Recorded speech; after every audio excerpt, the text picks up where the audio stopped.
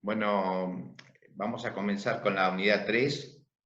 Vamos a ver la organización en relación a su entorno y también vamos a dejar algunos conceptos sobre la organización como un sistema.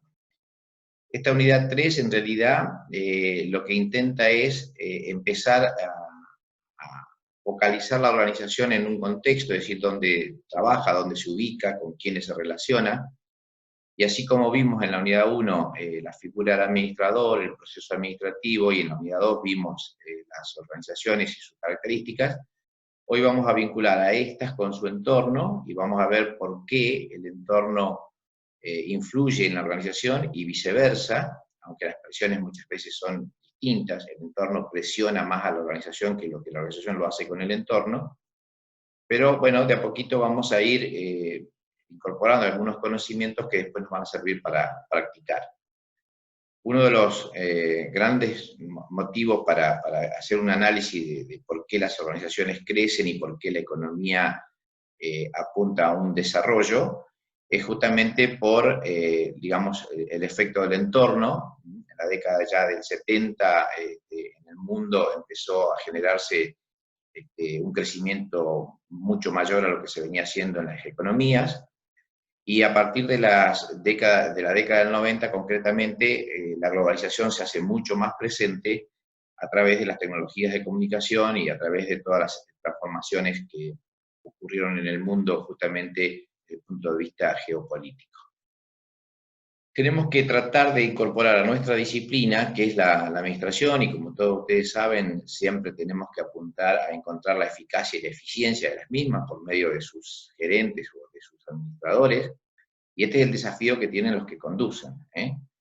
Poder leer bien, yo siempre digo, leer las señales, pero no de cualquier manera, sino de manera temprana, ¿eh? Aquellos gerentes que puedan, entre comillas, leer aquellas señales tempranas que le ofrece el entorno, van a ser aquellos que van a poder captar mejor las oportunidades. Entonces, quiero manifestarles ahí que tienen en letra resaltada una definición de a qué le podemos llamar entorno, más allá de que cada uno de ustedes podrá luego definirlo a su manera, pero esta es una aproximación. Podemos definir entonces el entorno como un conjunto de hechos y factores que son externos a la empresa, pero que para ella son muy importantes. Con esos factores la empresa interrelaciona y sobre los que ella puede influir, pero no controlar. Esto tiene que ser así de claro. La empresa influye en el entorno, pero no es lo suficientemente grande como para poder controlarlo el entorno. Realmente el entorno se comporta de una manera inestable y la organización no tiene más alternativa que adaptarse. O sea, no. Se podría dar como excepción en un medio muy, muy chico que una empresa, por ejemplo, pueda controlar el entorno o si no controlarlo, que digamos que de alguna manera lo condicione. Pero tiene que ser una empresa muy, muy grande en una localidad pequeña. Es decir, por ejemplo, tengo entendido que en General Dehesa, la aceitera General Dehesa es un impacto tan grande en la localidad que si la gente que trabaja en la compañía General Dehesa no cobrara el sueldo, entonces la municipalidad no recaudaría ningún peso en concepto de tasas. O sea, ahí se nota, digamos, un impacto de una dependencia, llamémosle así, entre la comunidad de General Dehesa respecto de la aceitera. Pero son ejemplos muy aislados. En La Pampa en alguna época también existió, por ejemplo, Ganaderos de Toay, cuando Toay era más pequeña, y también si le iba mal a Ganaderos de Toay, le iba mal a la municipalidad porque no podía recaudar tasas por guías ni nada de traslado y ese tipo de cosas. Pero, insisto, son excepciones. La regla es que la organización no puede controlar al medio, y es el medio el que, digamos, fija las condiciones. Eso es, en líneas generales tenemos que dejarlo sentado de esa manera.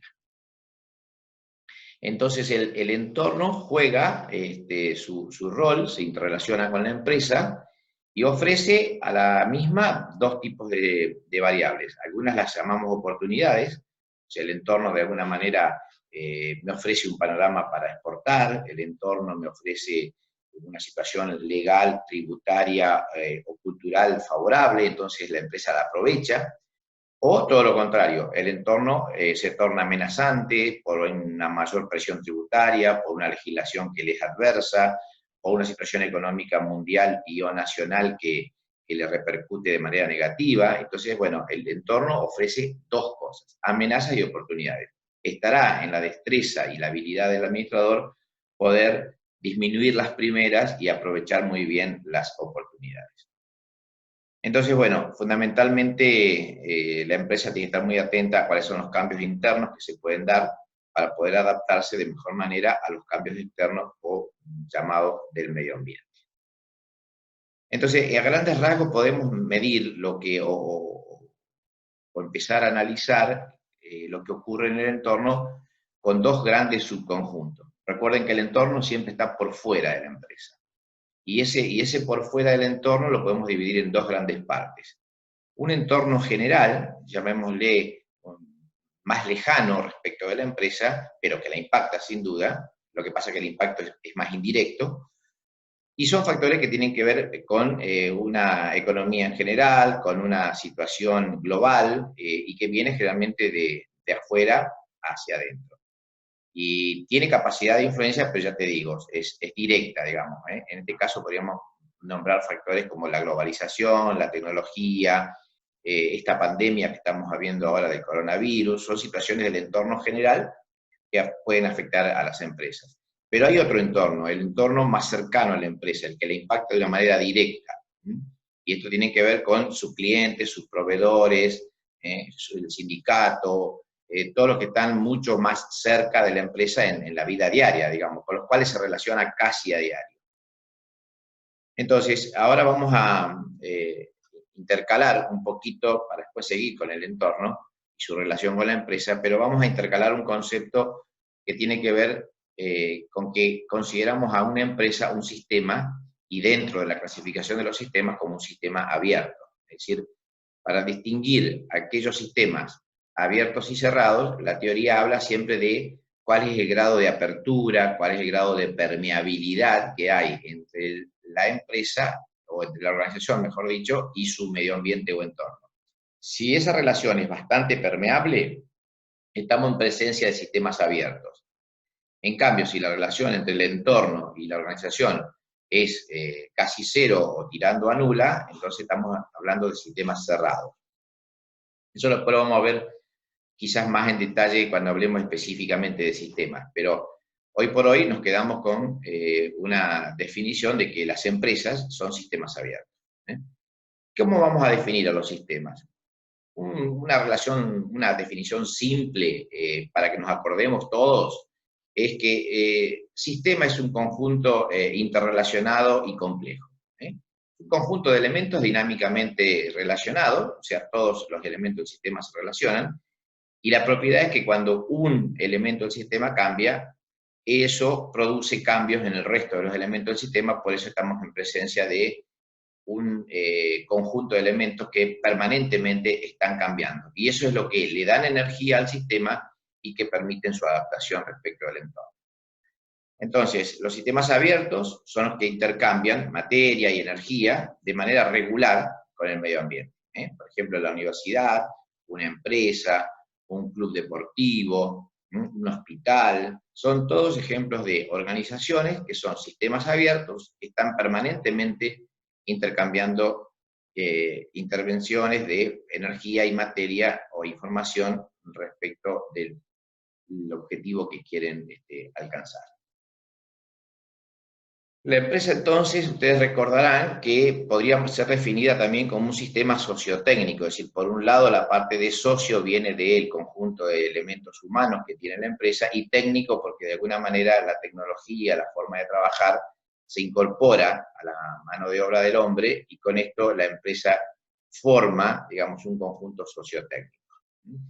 ¿Para qué? Para dos cosas. La primera es producir bienes y servicios, esto es la finalidad de la empresa, para ofrecérselos a la sociedad y, por supuesto, tratar de producir un resultado positivo, pero también la empresa, como sistema sociotécnico, tiene un segundo objetivo o función a nivel social, que es crear riqueza, o sea, aportarle a la sociedad la posibilidad de un crecimiento para generar nuevos empleos y así poder hacer crecer la economía. Entonces, una doble función de la empresa, una la función individual para la cual los creadores o fundadores intentan obtener una ganancia como rentabilidad de su capital, y esto es entendible, y también una función social, que es la de crear riqueza y generar puestos de trabajo.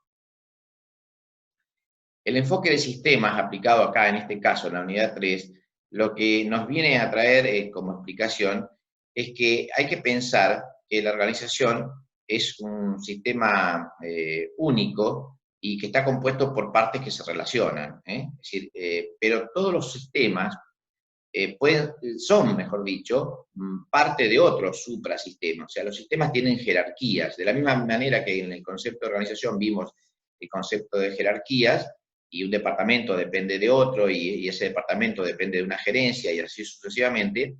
En la teoría de sistemas también vamos a ver que una empresa puede formar parte de otra red de relaciones más grande, y en este caso estaremos hablando de un subsistema y un sistema que la comprende. Por ejemplo, en el caso nuestro de la universidad, si nosotros miramos a la universidad como sistema, podemos pensar que tiene subsistemas que pueden ser las 6 facultades que la integran. Ahora, si nos ubicamos y decimos el sistema es la facultad, bueno, podemos pensar que entonces sección alumno o el departamento docente son subsistemas de esta. O sea, como verán, siempre tendremos la posibilidad, gracias a la teoría, de hacer foco en un sistema más grande o en un sistema más chico. Hubo 2 autores interesantes que hicieron un aporte, que son Katz y Kahn, y hablaron sobre la organización como un sistema y como un sistema abierto. Y nos dejaron definiciones que son interesantes. Cuando hablamos de la organización como sistema, los autores reconocieron algunos vocablos que como glosario me gustaría explicarles. Lo primero que aparece es la palabra entrada o importación, o input en inglés, donde es la corriente por la cual la organización recibe información, insumos, recursos. ¿De dónde? Del entorno. Y con eso lo que hace la organización es transformar todas esas entradas a través de un proceso, que en la facultad puede ser, por ejemplo, el proceso de enseñanza-aprendizaje, o en una empresa o en una panadería puede ser un proceso productivo, y luego ese resultado de la transformación de la empresa es volcado como salida al medio ambiente o al entorno en términos de bienes o servicios. El proceso del medio, que llamamos transformación, es justamente lo que hace la empresa. Procesa, transforma insumos, procesa mano de obra y fundamentalmente lo otorga luego al medio ambiente como una exportación o salida. La salida es lo que define el éxito generalmente del sistema. O sea, si yo hago algo pero no logro el objetivo, evidentemente o estuvo equivocada la importación o entrada, o estuvo equivocada la transformación o proceso. Fundamentalmente, los sistemas exitosos se definen por tener una buena salida bien definida. Los sistemas como ciclos de eventos generalmente tienen una posibilidad de recurrencia, es decir, se repiten, es una condición de los sistemas. Es decir, este ciclo de tomar información del medio ambiente, procesarla, transformarla y exportarla, es casi un ciclo, digamos, que se va repitiendo de manera dinámica. Hay una condición también que tenemos que saber de los sistemas, que es la condición de entropía. Con el tiempo los sistemas van perdiendo energía, van perdiendo posibilidad de interrelaciones por distintos motivos, y es como que tienen un sesgo o una tendencia a desaparecer. Ahora, los sistemas abiertos, en este caso las empresas o las organizaciones, tienen que moverse rápidamente, tienen que adaptarse a los cambios del entorno para vencer esa tendencia entrópica de poder desaparecer, y para eso necesitan tomar o reabastecerse permanentemente de energías y de información del medio ambiente para poder sí mantener su estructura y funcionamiento. Enseguida vamos a ver otro vocablo que tiene vinculación con este. La información como insumo es vital. Cuando hablamos de importación o corriente de entrada, mencionamos a la información. Hoy en día, aquellos sistemas organizacionales que reciban mejor información, mayor cantidad y sobre todo mayor calidad de información, van a estar en condiciones de adaptarse mejor del medio ambiente. Hay una palabra que se llama homeostasis y que se usa en teoría de sistemas para manejar, digamos, o definir de alguna manera la dinámica del sistema. Es la capacidad que tiene el sistema de adaptarse al entorno. Digamos, cuando más capacidad dinámica de adaptarse, mayor posibilidad de que la empresa subsista o superviva en el tiempo. Otra condición que nos ofrece la teoría del sistema es la diferenciación. Siempre las organizaciones o los sistemas, por más parecido que parezcan sus roles, siempre tienen su propia impronta y su propia diferencia interna. No hay dos empresas iguales, no hay dos sistemas iguales. Otra condición interesante es la equifinalidad, es decir, como sistema podemos tener distintos caminos para alcanzar el objetivo, pero siempre el objetivo o el final o el fin último va a ser el mismo. Es decir, cada uno fija su objetivo, lo que hay son distintos caminos para lograrlo. Y a esa condición de los sistemas se les llama equifinalidad. Hay una palabra interesante que se usa mucho, que es el límite o frontera del sistema, que es una línea imaginaria. Si tuviéramos que dividir con un círculo la empresa como primer círculo y lo que está fuera del círculo, le llamamos medio ambiente o entorno, entonces el límite, la línea que delimita o dibuja el círculo, sería geográficamente el límite, pero eso es desde el punto de vista del dibujo estático nada más. Lo que tenemos que conocer nosotros es que, más allá de que podamos dibujar a la organización así, como un círculo dentro de otro círculo, llamado entorno, ese límite en realidad es bastante inestable, o sea, y es bastante ideal. Yo no podría decir que el límite, si definimos al límite, por ejemplo, como todo aquello que rodea al sistema, lo digo de manera intelectual y amplia, no lo digo de manera geográfica. O sea, yo no podría decir que el límite del sistema universidad sea, no sé, la plaza que está enfrente. Porque sí, la rodea, sin ninguna duda, pero no me refiero a ese límite físico, sino que yo cuando hablo de límite desde el punto de vista del sistema, lo que estoy diciendo es todo lo que rodea e influye al sistema desde cualquier lugar del planeta. Entonces, una organización, por ejemplo, llamada universidad, tendrá influencia del Ministerio de Educación, que está en Buenos Aires, tendrá influencia de otra universidad europea con la cual tiene un convenio. O sea que el límite en ningún momento se está refiriendo a una cuestión geográfica, y por eso lo quiero aclarar. Límite es todo aquello que rodea e influye al sistema. Las organizaciones entonces se mueven en un contexto que la mayoría de las veces es complejo, como dice allí, y me gustaría entonces definir, como dijimos hace unos minutos, dos condiciones, la del macroentorno y la del microentorno. Esto ocurre, para que nos pongamos bien en claro, todo esto, lo que vamos a hablar ahora, ocurre fuera de la empresa, es decir, medio externo a la empresa, y divido a lo que pasa fuera de la empresa en dos grandes partes.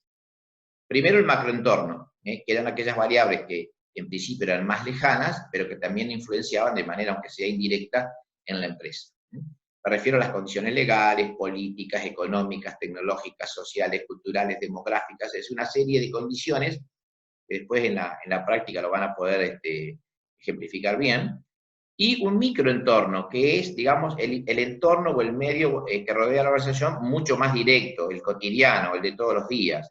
Son mis clientes, son mis inversionistas, son los bancos con los cuales me relaciono, son mis proveedores, son los clientes, es el sindicato de la actividad a la cual yo manejo. Es decir, ese es un microentorno el cual es mucho más fácil interactuar y tenerlo de manera cercana. El otro, el macroentorno, también influencia y a veces presiona mucho, como por ejemplo ahora la condición sanitaria del coronavirus, otras veces no son pandemias, pero son situaciones económicas mundiales, depresiones, recesiones, estancamientos, la misma inflación que ha venido, por ejemplo, golpeando permanentemente la economía argentina hace muchos años. Entonces, esos factores en principio se ven como más lejanos, pero también afectan en el contexto de lo que llamamos macroentorno.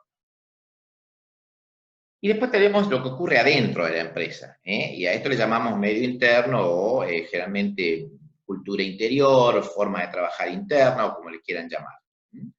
Y acá tenemos que distinguir cuáles son los recursos de la empresa y ahí el administrador tiene que tratar, esa es su función, de que esos recursos, ya sean humanos, tecnológicos, financieros, físicos en general, materiales o inmateriales, estén coordinados. Estén coordinados significa que cada uno tenga la proporción justa que tiene que tener en el impacto del proceso productivo para poder alcanzar el objetivo planteado. Esa es la labor del directivo. Adquirir esos recursos, planificar esos recursos, coordinar esos recursos, y volvemos a nuestras dos queridas palabritas que las venimos repitiendo del primer día de clases: la eficacia y la eficiencia.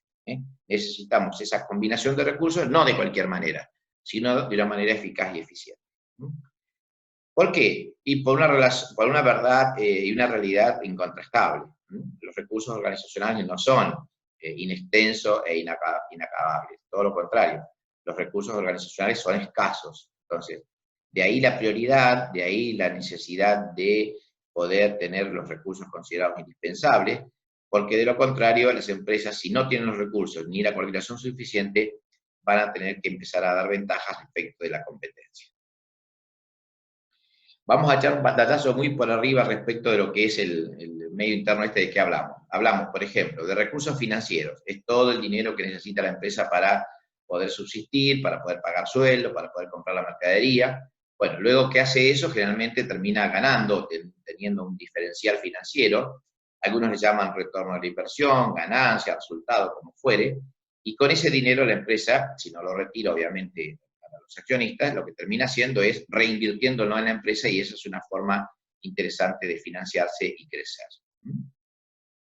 Bueno, por un lado, entonces, el administrador, obvio, debe manejar los recursos financieros de la mejor manera. Los contadores estamos preparados para eso, porque para eso estudiamos matemáticas financieras, estudiamos finanzas de la empresa, sabemos de contabilidad. Es decir, la carrera nos va preparando justamente para ser asesores y buenos administradores de los recursos financieros. Al menos eso es lo que se espera. Después tenemos los recursos físicos, planta, equipo, producción, instalaciones, maquinarias. Esto es muy interesante que el administrador lo pueda planificar con tiempo. No necesariamente tenemos que ir a lo mejor a lo último conocido por la ciencia ni por el mercado, sino tener los recursos físicos que sean necesarios para el tamaño de planta, para el nivel o para la escala de producción que tiene la empresa. Los administradores siempre tenemos que estar vinculando la necesidad de recursos físicos para el periodo siguiente. Y si es posible, anticiparnos, si es que necesitamos estoquearnos o no. Y uno de los recursos que siempre decimos que es importante dentro de la empresa, desde el punto de vista interno, son los recursos humanos. Yo creo que el éxito de los administradores de empresas pasa por acá, en hacer un buen uso de recursos humanos. Porque en definitiva, como les aclaré en alguna clase anterior, más allá de la fábrica, más allá de los ladrillos de la planta, más allá del dinero que haga falta para mover los recursos, en definitiva los que hacen que las cosas se hagan es la gente. Entonces el administrador lo primero que tiene que hacer es seleccionar a los mejores, tratar de capacitarlos, ponerles objetivos que les sean motivantes, desafiantes, y finalmente evaluar su desempeño. O sea que el área de recursos humanos a cargo de los gerentes me parece que es el proceso clave para alcanzar resultados. No quiero dejar de nombrar tampoco a los recursos, o uno de los recursos internos importantes de la organización, que son los recursos tecnológicos. Hoy en día saben ustedes que la tecnología a veces hace el diferencial entre una empresa tecnológicamente obsoleta y una empresa con tecnología de punta. No hay ninguna duda que el mercado va a premiar al valor agregado de la tecnología más apropiada como respuesta.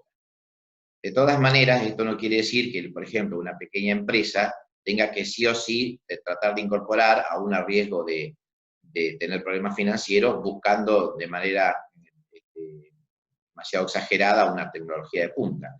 Muchas pymes, por ejemplo, están con tecnologías de segunda o de tercera generación y sin embargo todavía sirven, todavía para su mercado y su nivel de calidad es aceptable, su clientela se mantiene estable y no necesariamente tiene que ir detrás de la tecnología de punta de último momento, como puede así hacerlo mejor la gran empresa con otro mercado mundial más grande. Pero insisto, lo tecnológico es un factor a tener en cuenta. Y otro factor que a mí me parece interesante, que lo vamos a nombrar por ahora nada más, porque después tenemos una unidad prácticamente destinada a este tema, es la cultura. La cultura es la manera en cómo nos relacionamos internamente en nuestra empresa, cuáles son nuestras creencias, nuestros mitos, nuestras prácticas, nuestras costumbres, nuestra forma de trabajar dentro de la compañía. Y esta relación que une a las personas muchas veces establecen un plus de mejora en el resultado, en función de que la cultura puede ayudar a conseguir los objetivos, pero también puede poner un palo en la rueda si es que esa cultura, digamos, está a contrapelo de los objetivos organizacionales. Es muy importante para los administradores intentar que la cultura interna de la gente que trabaja dentro de la compañía acompañe de alguna manera la misión, la visión y la ideología de la empresa. Bueno, todo esto entonces lo explicamos en el marco de la globalización, que sabemos que ocurrió por allá por la década del 70 y después se hizo mucho más ostensible en los 90. Hoy en día no podemos pensar cuál es el límite realmente de una organización, o sea, prácticamente los límites llamados geográficos han desaparecido. Y la globalización le ofrece a las empresas, pymes o medianas o grandes, dos cosas interesantes que hay que estar muy atentos, y esto está relacionado con el entorno. El entorno, entonces, a través de la globalización me pasó a dar grandes oportunidades, porque puedo tener proveedores, información, clientes en cualquier lado del mundo, pero también me trajo como contrapartida una posibilidad de una gran competencia.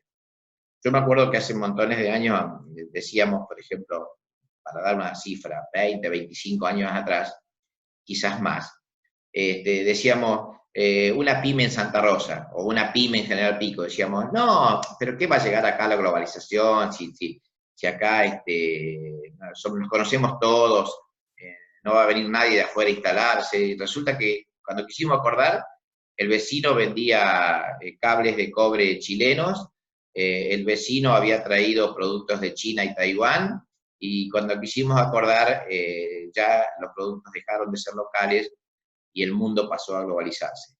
Y lo que parecía lejano pasó a ser una realidad muy, pero muy cercano, hasta el punto que hoy no vamos a discutir si la globalización es buena o es mala. Simplemente estamos en un mundo globalizado y no podemos discutir si es bueno o si es malo. Lo que me parece que es una realidad que está y que vino seguramente para quedarse muchísimo tiempo, y todo lo que puedo llegar a hacer no es discutirla, sino tratar de adaptarla. En fin, quería dejarles ese concepto de globalización, que es importante, y ahora, si quieren, hacemos así como una especie de repaso, ¿qué es lo que me ofrece el entorno? Las cuestiones legales, culturales, económicas y tecnológicas del macroentorno, digamos, me afectan de manera indirecta. No me tengo que olvidar que también el microentorno es aquel que mi medio específico, mi industria, mi sector al cual estoy destinado y que me relaciono. Y con todo esto puedo hacer un análisis de tipo conceptual. Es decir, la empresa tiene margen izquierdo, vamos a suponer, tenemos dos grandes cuadros, un análisis externo y un análisis interno. Lo que está afuera, como decíamos nosotros, era el entorno, ya sea macro, micro, y ahí ¿qué tengo? Tengo que analizar cómo evolucionan mis clientes, mis proveedores, mi competencia, cómo me pegan estos factores anteriormente descritos, sociológicos, tecnológicos, legales, etc. Y cómo me adapto yo desde el punto de vista interno y cuál es mi modelo de negocio. Me parece que acá está, desde el punto de vista estratégico, desde el punto de vista conceptual, lo mejor que puede hacer un directivo. Pensar de qué manera desarrolla internamente un modelo de negocio que le permita adaptarse de la mejor manera conforme lo condiciona el medio externo. Entonces, si miran a la derecha, esto lo podemos resumir como amenazas por un lado, oportunidades y tendencias de lo que pensamos que puede venir a futuro. Esas son las cuestiones estratégicas. A eso le tiene que tener una observación minuciosa el empresario o el directivo. ¿Para qué? Para poder decidir también de manera estratégica, y termina siendo entonces la decisión estratégica una unión de comparar lo que le da el entorno, que son amenazas y oportunidades, con lo que tiene internamente la empresa, que son fortalezas y oportunidades. Habrán escuchado en muchas otras materias, quizás, el famoso análisis FODA. Bueno, FODA viene justamente de fortaleza, oportunidad, debilidad, amenaza. Pero insisto, recuerden, fortalezas y debilidades son internas, pertenecen a una empresa, y amenazas y oportunidades son externas y están en el entorno. Hecho este análisis conceptual y la relación, digamos, entre entorno y empresa, podemos decir que termina afectando el proceso decisorio, porque la empresa, gracias a esa buena o mala lectura del entorno, podrá decidir en qué segmento va a competir, cómo va a competir y de qué manera trata de sacarle alguna ventaja a su competencia para poder sobrevivir. Bien, o sea que acá tienen en una diapositiva lo que podría ser un análisis FODA, esto que hablábamos hoy, cómo me afectan los distintos factores, en qué sector o en qué ámbito geográfico estoy trabajando, y ahí podría llegar a volcar mis variables que significan oportunidades o amenazas desde el punto de vista del entorno. Y esto después lo tengo que comparar con mis debilidades y mis fortalezas internas.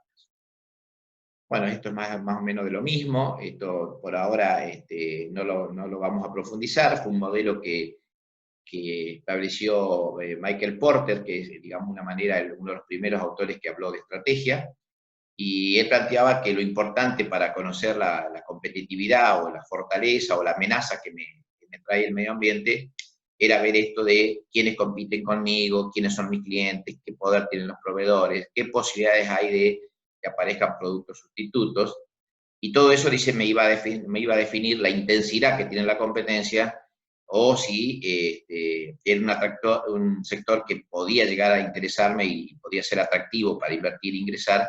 Pero bueno, de este análisis previo, decía Porter, el inversor va a decidir entrar en ese mercado o no entrar. La herramienta tuvo la ventaja de, por allá por los años 1980, intentar definir, sobre todo a las empresas norteamericanas, en qué sectores del resto del mundo le era interesante competir o no, teniendo en cuenta estas variables de análisis.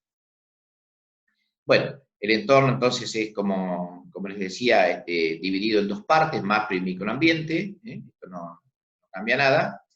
Y bueno, repito, todo lo que tiene alrededor ahí de la diapositiva, proveedores, personal, aliados, competencias, clientes, todo eso es parte del microentorno, y el macroentorno es el dibujito que está abajo con una especie de pinitos, donde digamos ya es un paisaje más lejano, serían las variables sociológicas, culturales, políticas, legales, pero que también impactan de una manera indirecta y no influye a la empresa. Bueno, espero entonces que esto haya resultado de interés, y en algún momento podemos continuar sobre este mismo tema o algún otro que les interese. Espero haber sido claro y nos vemos pronto.